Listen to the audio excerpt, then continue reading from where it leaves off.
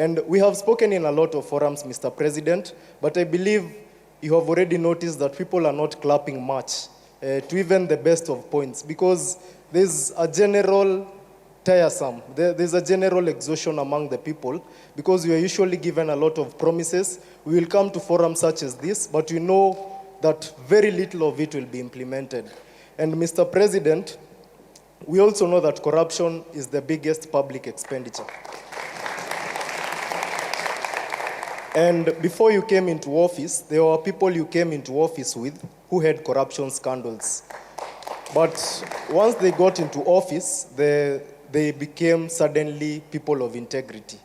And Mr. President, in as much as we are discussing education, we know that the help decries of the, you've even told us, and it's also something I take issue with. While we were with you at State House, you told us that the debt was around 70 billion or there was a time you told us 70 billion. A time came you told us private universities have 51 billion.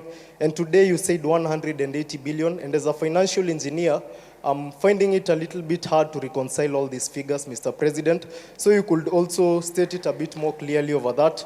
But the HELB and the PS of Education has told us severally that the public institutions had debts and all such kinds of stuff. But we have seen exposés on Twitter, exposés by the Auditor General, telling us that a chair somewhere cost 3.3 million, Mr. President. I will not rush to criticize anything of the sort, but you know that corruption is a big expenditure in this country. What is your administration doing to ensure that corruption ends in public institutions?